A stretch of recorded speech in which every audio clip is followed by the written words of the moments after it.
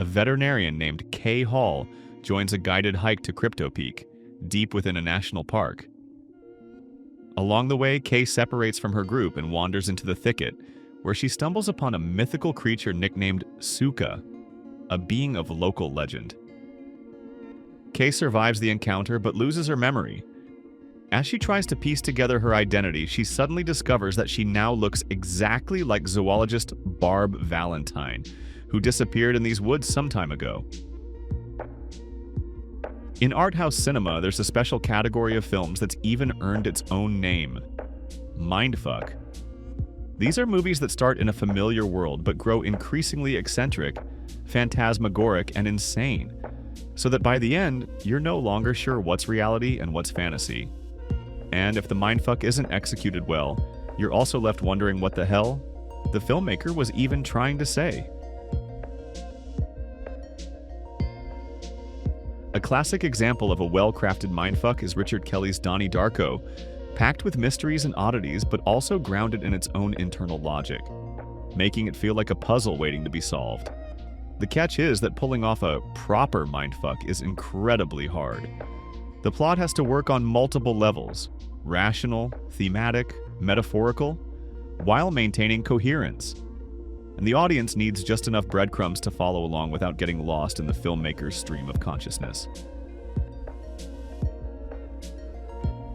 The creators of Kryptic, on one hand, clearly have something to say. On the other, they don't seem particularly concerned with making it accessible, resulting in a messy, uneven film.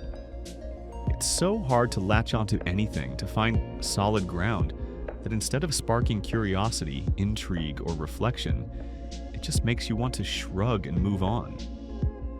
Kryptic is as frustrating as trying to pry open a taped-up box when you can't even find the edge of the tape. Sure, listening to the filmmakers' interviews would probably clarify their intent, but as viewers, we shouldn't have to do that. So let's try to make sense of what's on screen ourselves. Written by a man but directed by a woman, the film seems to be about the awakening of primal femininity. Liberating yet deadly, something akin to Lars von Trier's Antichrist. The monster in the woods is called Suka, a word that in Russian sounds just like bitch, and over the course of 90 minutes, Kay, or is it Barb, learns to listen to herself, voice her desires, and fight back against abusive men. Unfortunately, none of this feels particularly convincing, and at times it's hard not to recall that Friends episode where the three female leads try to be feminist and accuse men of stealing their wind. A convoluted, muddled film like this could have been saved by atmosphere and striking visuals, but honestly, it doesn't deliver on that front either. The supposedly terrifying slime, a deliberate choice by the filmmakers, looks more like semen, making the horror elements feel less like body horror, a la Brian Yuzna or David Cronenberg, and more like a live-action tentacle hentai. The only unequivocally praiseworthy part of Kryptic is Chloe Pirrie's commanding performance, which stands tall amid the chaos.